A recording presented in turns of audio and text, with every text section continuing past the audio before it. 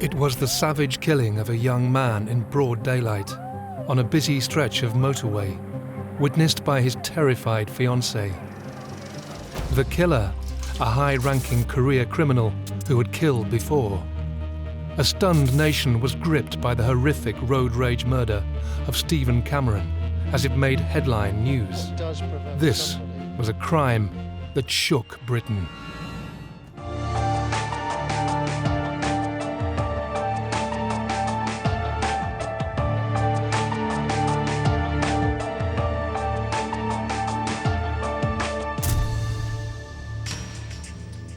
21-year-old electrician Stephen Cameron was in the prime of his life. But on the 19th of May 1996, a lethal confrontation on a busy M25 motorway slip road would cost him his life. Police are describing the attack as a case of road rage. They're appealing for witnesses to the murder, which happened earlier this afternoon on a slip road between the A20 and the M25 near Swanley in Kent. Kent police launched a huge investigation, sparking an international manhunt to bring Stephen's killer to justice. This is the story of the brutal murder of Stephen Cameron, told from the inside through the eyewitness accounts of the family and the detective at the heart of the case.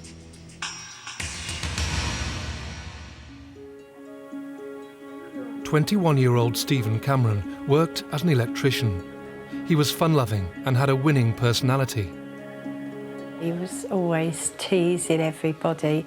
He was a very touchy-feely person.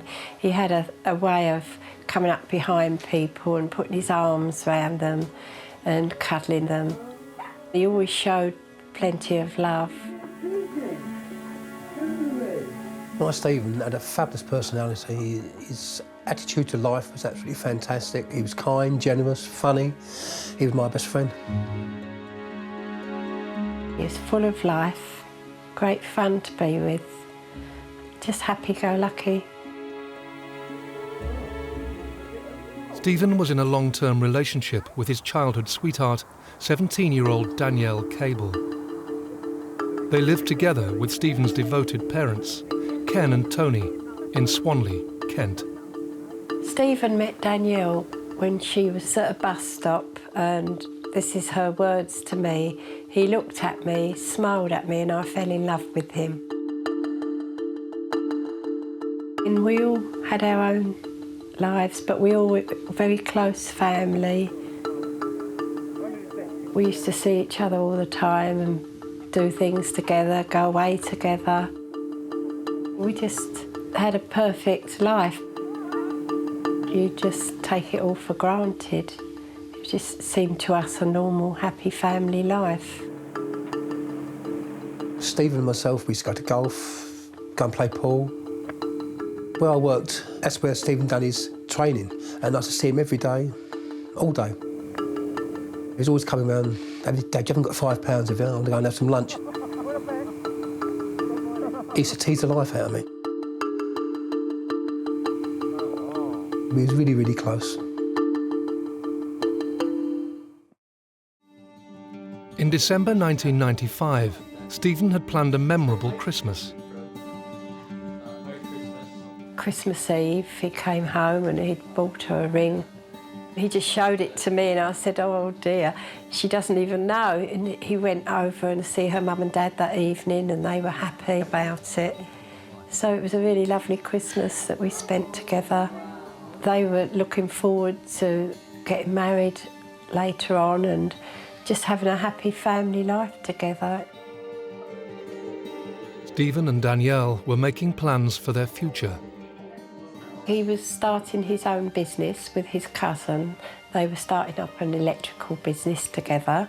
Him and Danielle and his best friend Darren were moving in together. They'd rented a house in Chislehurst and they had everything to look forward to. He had his life ahead of him and he was so happy. But this happy family life would soon be shattered.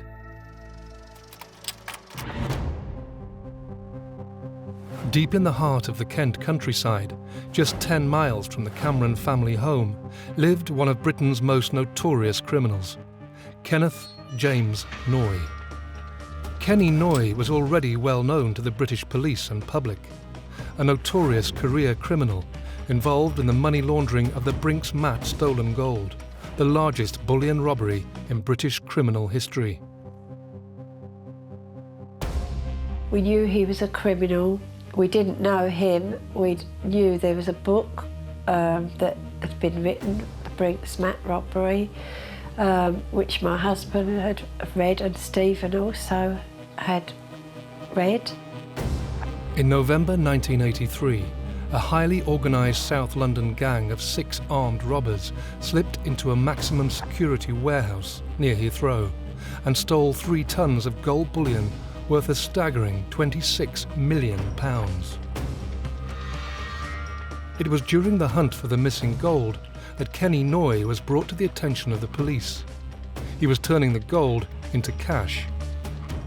But during the Brinks Mat investigation, he murdered undercover surveillance officer, Detective Constable John Fordham, in a frenzied knife attack, stabbing the officer multiple times in his chest.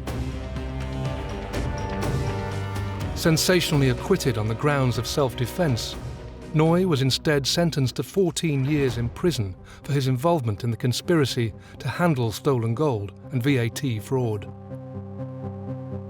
He was released early, 7 years later, in 1994. Kenneth Noy hadn't long been out of prison. I was unashamed in the way in which he went about his life. He didn't have much shame about the fact that he'd got 14 years in prison for handling stolen goods, the gold from the Brinks Mat. But Noy was once again about to make headline news.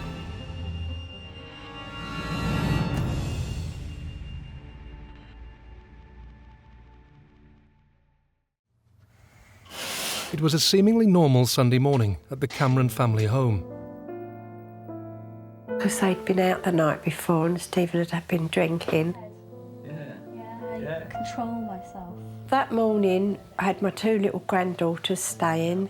They'd got in bed with Stephen and Danielle and was laughing and joking, and he told them that he was going to have them as his bridesmaids, and he was describing to them what sort of dresses they would have. I was up early because my mother, who lived across the road to us, wasn't very well, and she was in bed, and I was going to go shopping. Stephen got up and he said, you're going to cook my breakfast, jokingly, and I said no. I said, I'm off out. And he said, oh, come on, Mum, please do my breakfast. I said, no, don't be so lazy, you do it. The last thing that he did was tell me he loved me. I left with the 2 granddaughters and took them shopping. Yeah, we had a cup of coffee together, had a little chat, because he'd been out on the Saturday night to a club. You got to be ready in 5? Yeah. As Stephen and Danielle got ready, they discussed their plans for the day. Stephen was going up to London to buy some bagels for all his friends. They were all going to a football match that afternoon to watch Danielle's brother play football. Stephen suggested to Danielle that she drive the Bedford van. I'm going to drive. You'll be all right. Danielle was driving because they'd been out the night before and Stephen had been drinking. Danielle, never driven on a motorway in her life. She'd only just passed her test.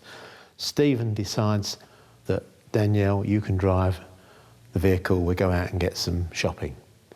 She was very reluctant to do that, but accepted that perhaps to please him she would drive it and get a motorway driving out of the way, as it were, but she wasn't very happy about it, especially a van. I was on a Sunday, it was about 1:10. I was watching the Monaco Grand Prix. Just started the warm-up lap, and Stephen went off with Danielle. As they set off from their home to drive to London, they were unaware of the danger ahead of them.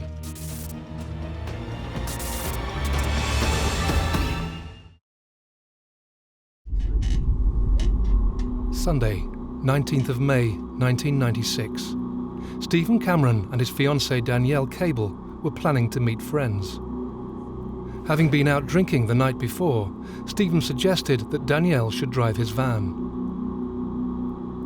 A reluctant Danielle agreed, and they set off from their home in Kent to travel to London on the M25.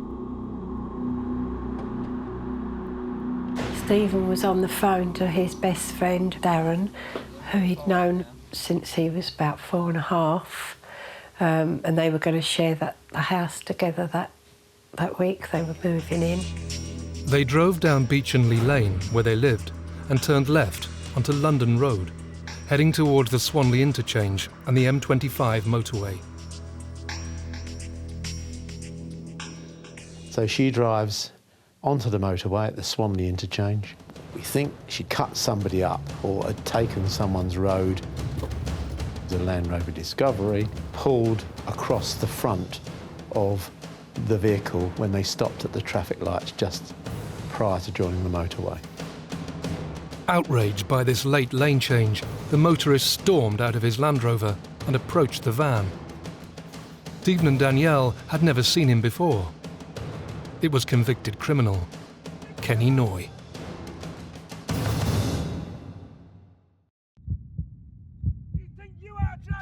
Danielle is in a dreadful state at the driver's wheel of this rascal van.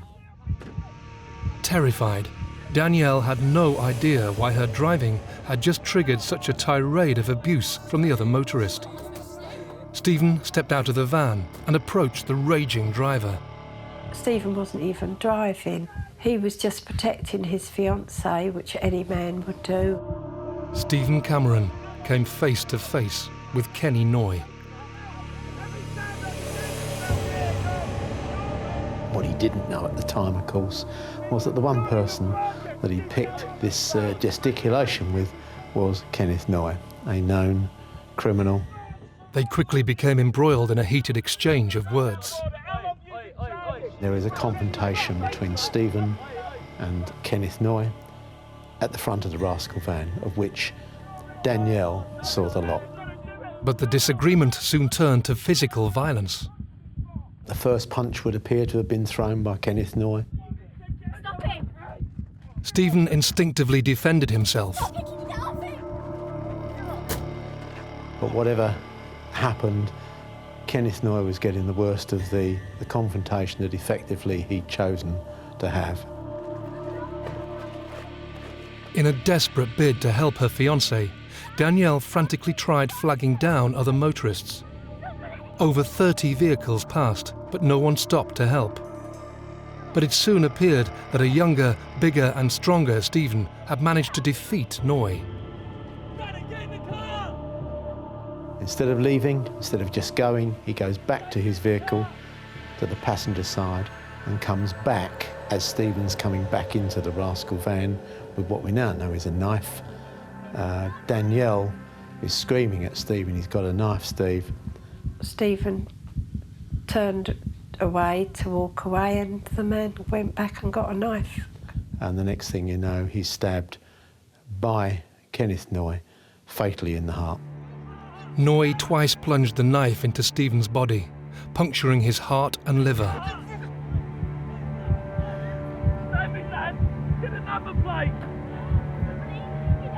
With the knife still in his hand, Kenny Noy got back into his vehicle and drove off at speed. Stephen had collapsed in Danielle's arms, covered in blood. The only person who had the presence of mind to think about getting the registration number of the Land Rover Discovery was indeed Stephen.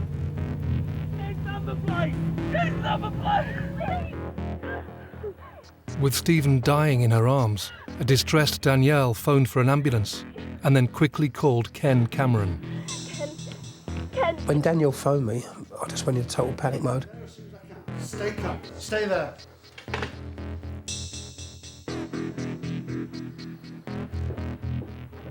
I don't even remember driving to the roundabout. Yeah, I just got in the car and went. I just got there and I see Danielle and she was as white as a sheet. She was really, really white, pale, and she was shaking like a leaf.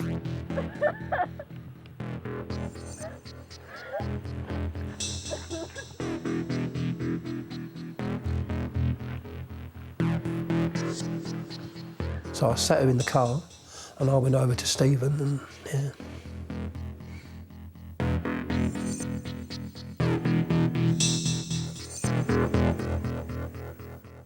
Within minutes, paramedics arrived on the scene, but they were too late. I just looked at him and just knew he was dead.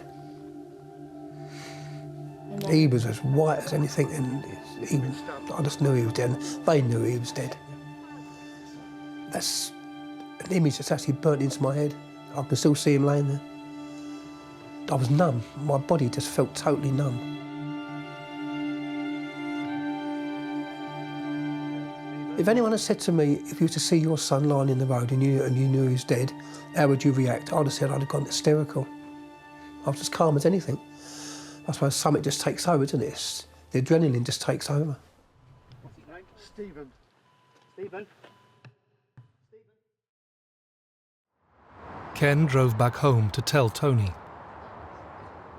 Just as I'd got home, he rushed out the house and said to me, just get in the car. And I see Danielle was sitting in the front, so I got in the back with the two girls, not knowing what it was. And I always remember looking at Danielle, and she was staring straight ahead. Her face was as white as snow. And I knew by my husband's panic that something was wrong. And I remember my husband was driving frantically, and he said to me, Stephen's been stabbed. I just felt my heart was going to come out of my chest. It was just thumping and thumping, and I just couldn't understand, you know, what was going on. I remember phoning my son. I was panicking, and I thought, I've got to phone the two little girls' mum to tell them to meet us at the hospital, because I didn't want them to be there. Danielle just sat there as quiet as anything. He never said a word.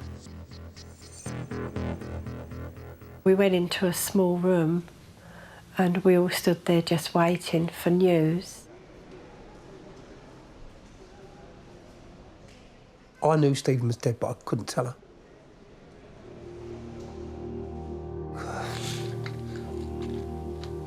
I just couldn't tell her.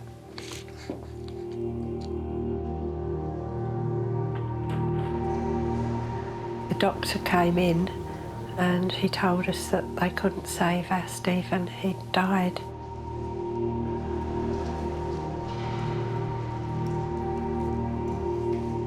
I couldn't speak, I couldn't do anything. I just remember feeling numb.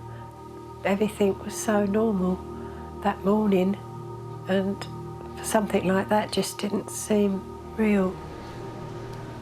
And I couldn't believe that my Stephen could have died.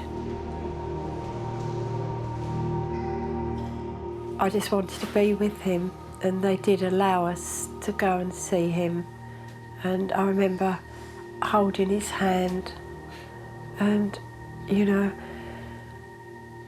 I don't know how I felt. I just felt numb. I still can't believe that it was him laying there. I can't think how my husband must have felt, because he actually saw him. I was spared that, but I wish I'd have been with him though, because it'd be nice as a mother to be with him at that time. But the one thing I always stuck in my mind, I could never remember seeing any blood. I could never remember seeing any blood at all. And he must have been covered in blood, quite truthful. Don't remember, it must be blanked out.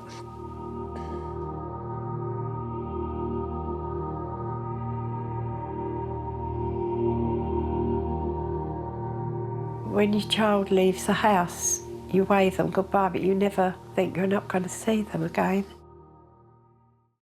A man's been stabbed to death after an argument with another driver. Police are describing the attack Stephen as a case Cameron of from road Swanley was killed in front of his girlfriend during an argument on a motorway slip road. Danielle, whose surname isn't being released by the police, had been engaged to Stephen for 6 months. The shocking headlines the following day horrified the nation.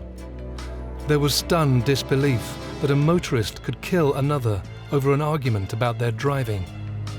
Kent police quickly mounted Operation Quern to hunt down Stephen's killer. It was one of the biggest criminal investigations in terms of resources for the Kent police that we've ever had. We had something like in excess of 30 witnesses who had been using the motorway, that junction, at the time, and each of them saw different parts of what happened. Danielle, of course, saw everything that happened. He was driving a Land Rover when I came up. Out of all the witnesses that we had that saw, if not all the incident, but part of the incident, none of them got the whole registration number. None of them. With no vehicle registration number, Kent police were struggling to identify the killer. Had Kenny Noy managed to get away with the stabbing?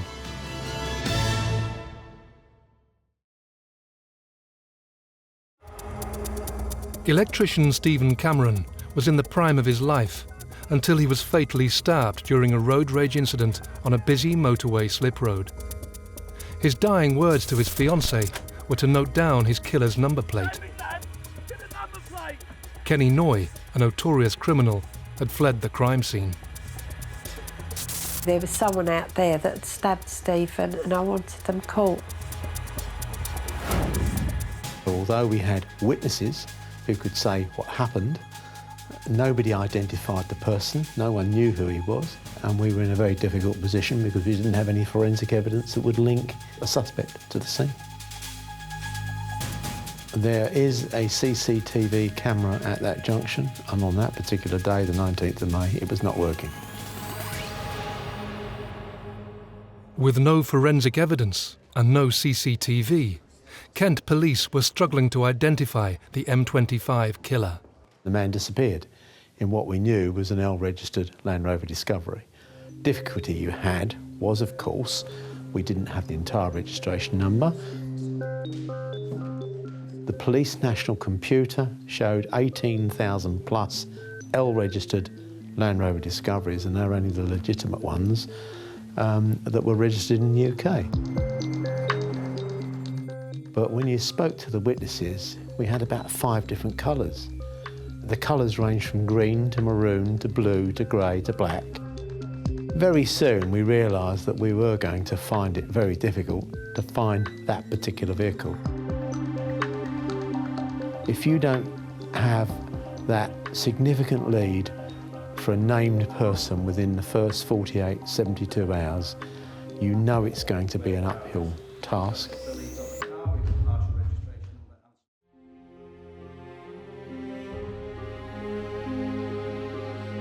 Two months after he was stabbed, the funeral of Stephen Cameron took place at St Mary's Church in Swanley.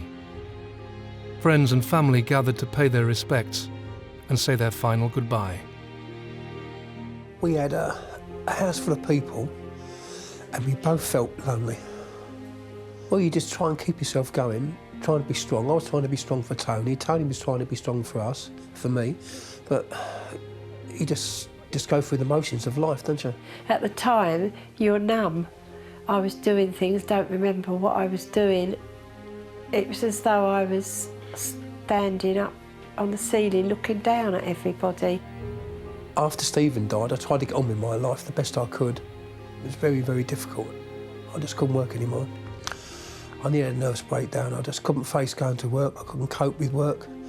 If it hadn't been for Tony, I don't know what I would have done because she was an absolute brick. The grieving family's focus turned once more to the police investigation and finding the M25 killer.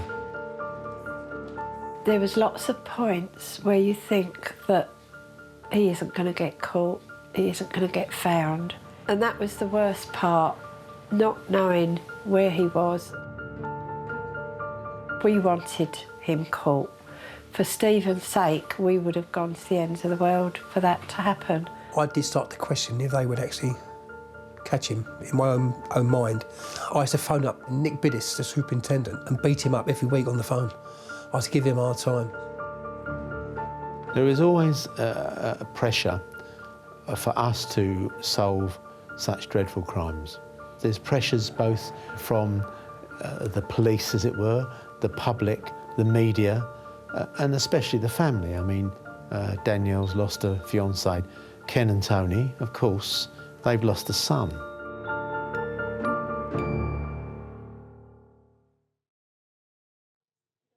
A heartbroken Danielle was their key witness, and Kent police desperately needed her to help solve the murder. And what did Stephen do? Danielle was extremely cooperative and wanted justice for Stephen and the family. She was always available for me to interview her or to get some information if there was anything, and I always kept regular contact with her, with Ken and Tony Cameron. So when the man hit him, that must have just made him really angry. Danielle's emotions gave me the strength because I knew I had to help her. It was a sort of a motherly instinct, if you like, and I felt I had to be strong for her. He was just trying to defuse. To see someone you love stabbed to death and die in your arms, especially because she was so young and she was so hurt by it all. Danielle provided the police with a description of the vehicle and Stephen's killer, whilst intelligence was beginning to shed some light on the identity of the Land Rover owner. There was information that came in relation to local criminals, which is not unusual in a murder inquiry. Kenneth Noy was the sort of guy that wouldn't hide away and would be part of his local community, be seen. It was suggested to us that he disappeared. This key piece of intelligence shocked those involved. I couldn't imagine anyone that would have gone back and got a knife, so I obviously thought it was some sort of villain to do something like that and to do it and run and not show any remorse. It might be road rage, but to me it was murder. We were extremely surprised to think that somebody of Kenneth Noy's professional criminal standard would get involved in such a crime. But of course he's disappeared, so we need to look at it. We never for a moment imagined that he would have been there to have murdered Stephen. It was 1,000,000 to 1 chance that he would meet such a criminal. I didn't believe it. First off, I just could not believe it. A person with his stature in the criminal world at 1:20 of a Sunday afternoon would do such a stupid thing in broad daylight in front of loads of people. Because he's a person who's well known in the area. I just didn't believe it. But Kenny Noy had realised the enormity of his crime. After stabbing Stephen Cameron to death, Kenneth Noy raced back to his home, where he made a number of frantic calls, packed a suitcase with cash, and left. Within 24 hours of the murder, his phone went dead. His mobile phone went dead. And of course, we had no means of finding out what communication he may have been using. Clearly he was using something, but we didn't have any way of monitoring it. We obviously searched his house. His associates and friends and his family claimed they hadn't seen him or he'd gone. I don't know where he was, but he'd had nothing to do with such a crime. Nobody would tell us anything. Nobody knew anything. Hear no evil, speak no evil, see no evil. He just disappeared off the face of the earth. With the help of his underworld contacts, Noy was whisked across the channel by helicopter, fleeing the country. We knew he had a criminal background. He had friends in the criminal world that would help him to stay away, and we knew he would have all these things to help him. He was desperate to cover his tracks and raise as little suspicion as possible. We then soon realised that Kenneth Noy not only had disappeared, but the Land Rover Discovery that he had been driving has disappeared. There was another, what we called a doppelganger vehicle, had been stuck on his driveway. This vehicle, which looked exactly the same colour and type of the one that we were looking for, was bought for cash. And that vehicle landed up on Kenneth Noy's driveway. I think it was put there so as if anybody was casually passing by to say that, you know, Kenneth Noy's disappeared, but his vehicle's still on his driveway.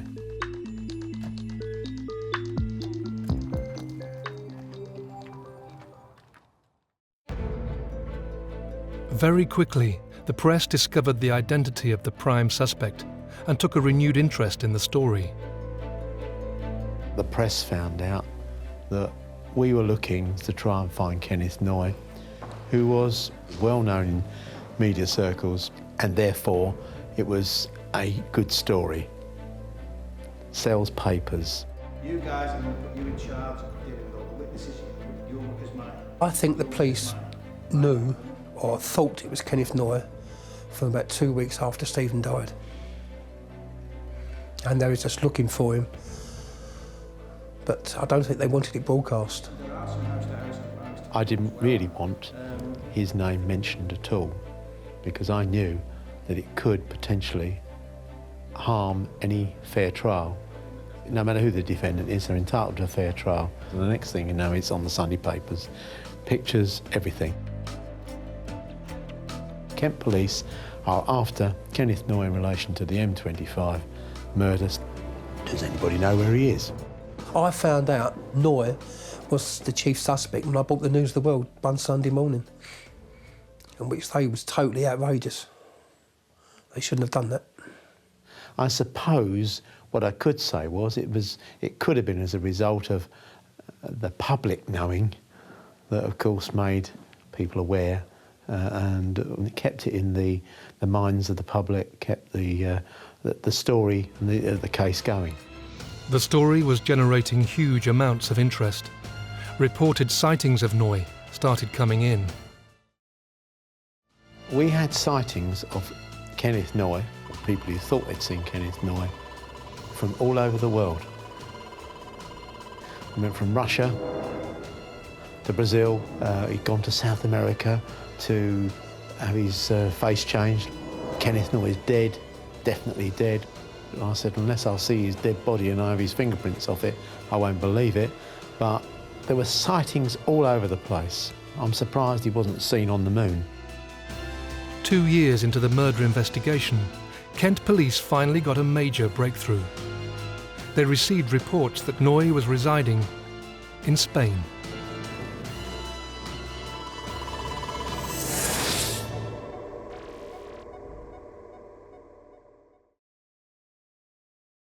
Noy kept a very low profile and, of course, changed his identity with a new passport in the name of Green. His lifestyle was one where he was living in a very remote house. He would be drinking in bars. He was keeping himself to himself, but clearly wasn't a hermit. The police needed to confirm that the sightings were indeed that of Kenneth James Noy. But media intrusion into the investigation was making things difficult. The problem I had was the minute I sent any officers abroad, it would only be 24, most 48 hours before the press found out. Eventually, I ran it as a secret inquiry. I sent the officers out there with the remit, all I need you to do is to go out there and see if you can see this guy and tell me whether it's Kenneth Noy. Don't forget that in 1984, Kenneth Noy had killed a police officer in the grounds of his house at West Kingsdown, and I've sent 2 officers out with absolutely no backup to a foreign country to see if they can find this man and identify him. With their mission outlined, the undercover surveillance officers tracked Noy down to a bar. Those officers actually knew Kenneth Noy because of obviously his previous convictions, and they gave me a positive response. It's definitely him. It was a big major breakthrough, but it was sort of opening wounds up because 2 years on we were, you know, settling down a little bit. But bringing Kenneth Noy to justice was by no means a straightforward feat. We still hadn't got either any forensic evidence or anybody actually identifying Kenneth Noy as the person who stabbed Stephen Cameron. But the bottom line was that in order to link him with the crime on the 19th of May, I needed Danielle to identify him. She actually was the only one that actually looked him in the eyes and saw him that day. It was now up to Danielle to bring Stephen's killer to justice. But 2 years after the stabbing, would Danielle be able to positively identify her fiancé's killer?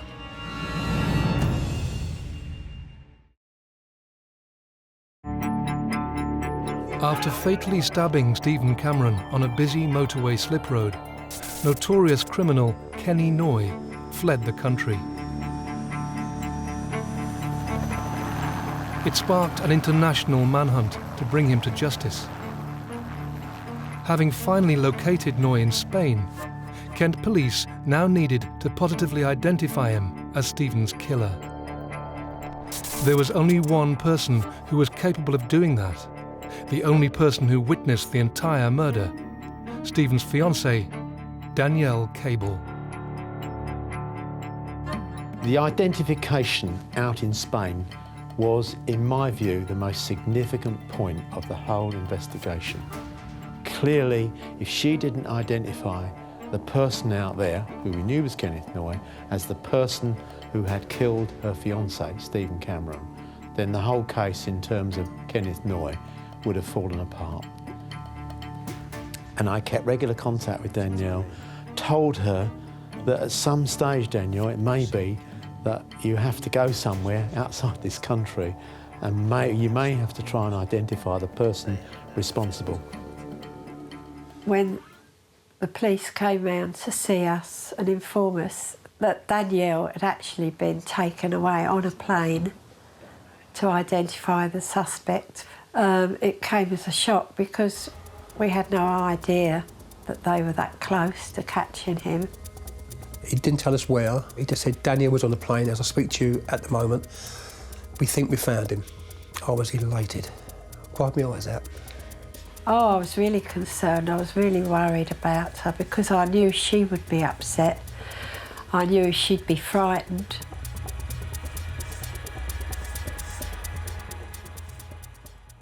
Of course, there were dangers in doing that. There were dangers for her welfare, so much so that when we eventually decided that she'd have to go out there to do this, I decided to do it in as public an area as possible.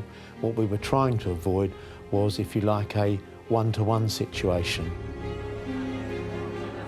Fortunately for us, we went out to a restaurant where it was absolutely packed. Danielle was able to look through a window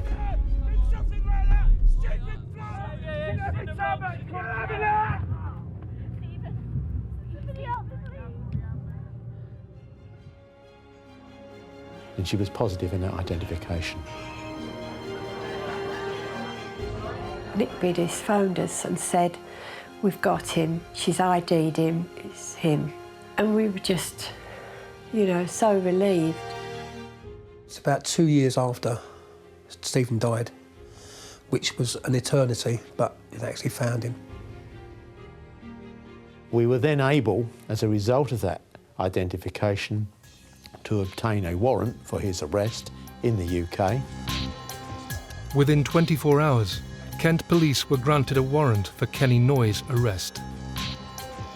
Kenneth Noy was a creature of habit, and he was a person who frequented much the same bars in the Barbat area, and he was located in the particular bar where he was sitting outside on the seafront, and he was accompanied by a young lady.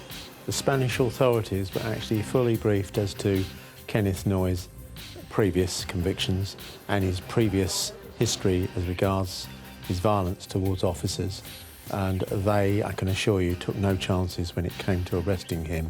He was very quickly grabbed, immobilised, handcuffed and taken into custody. With Noy arrested, the process for his extradition back to the UK began, a lengthy process that would take a year to complete.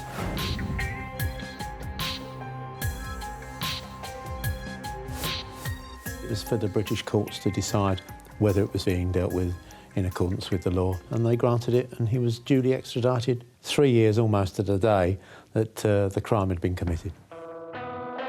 Initially, he claimed he had nothing to do whatsoever with the incident on the M25 on the 19th of May and knew nothing about the murder of Stephen Cameron, and that the British police were after him because of him being acquitted of murder of a police officer. That was his claim. That is the problem. That is the problem with everything that happened last time. Once he was brought back to the country, he then accepted that it was indeed him that had killed Stephen Cameron on the 19th of May, but that it was in self-defence. The guy actually attacked me. That's what you've got to understand. He attacked me. He had to hold his hands up. Yes, I was there, it was me, but it was self-defence. It was never self-defence. Stephen wasn't carrying a knife, he was the one carrying a knife.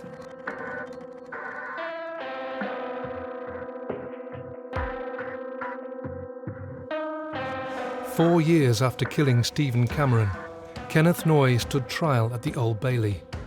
He pleaded not guilty. It's very important to go to the trial and see him face the music and see justice done. The first time I saw Kenneth Noy in court, I wanted him to be dead for killing my son. Stabbing him twice, he intended to kill him, and I just wanted justice for Stephen. That's all I've ever wanted. When he gave evidence at court, he said that he believed he had to leave the scene, leave the country, because the police would make sure that he got convicted of a crime he never committed, and therefore he wasn't going to hang around and wait to be arrested. He was trying to make out that Stephen was the violent person, that it was in self-defence. He even said in court that he thought Stephen was going to throw him over the bridge and all sorts of silly things he came out with. He was a maniac, he was a psychopath. What could I do? But it was Danielle's witness statement that would be of crucial importance. The key part to this case, and the one that linked it all together, was the identification of Kenneth Noy by Danielle Cable. Forensically, there was nothing there, and unless we had somebody who could identify the person who stuck the knife into Stephen, then we would never have got a conviction. Part of his defence was that he had been identified unlawfully by Danielle. It was proven that it wasn't. Danielle was a key witness, and the one thing she always said was that his eyes, evil eyes, and that's what she see when she went out to Spain and see him, his evil eyes. That's when she knew it was him. I hereby sentence you to life imprisonment. Kenneth Noy was found guilty and sentenced to life in prison for the murder of Stephen Cameron. He would have to serve a minimum term of 16 years before he could be considered for parole. At the time, I felt elated that he'd been found guilty, but I felt deflated that life didn't mean life, because he got 16 years. To me, he should never come out. He doesn't deserve to be out. He showed no remorse. I feel that Stephen got justice because we caught the person that did it, but I don't feel that there's justice, the fact that he's going to one day walk free and have some sort of life. Me personally, I think the law now should be that anyone who carries a knife, is caught carrying a knife, should be put in prison. It's treated totally different to gun crimes, which I think people die with knives and people die with guns. Why is it treated totally different to gun crimes?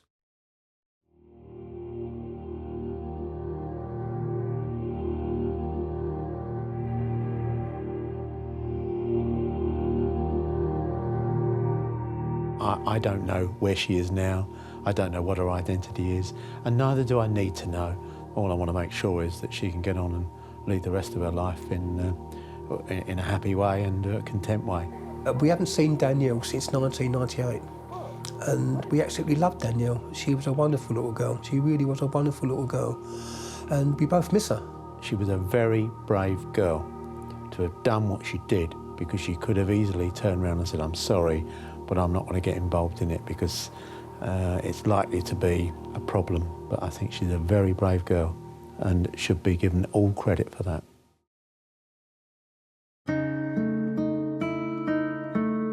Stephen would have been a fantastic father, absolutely fantastic father. We'd have had fantastic grandchildren with him, which we've been totally denied by an evil man. You live your life, but you're not happy. Inside, your heart's broken. No one can mend that. Our son Michael can't even talk about Stephen. He can't face that his brother's dead. You know, but yeah, everyone's got on with their life, which, you know, we've had to get on with our life. You have to, don't you? Life goes on. But you don't stop mourning, you don't stop missing Stephen. I miss him every day, all day.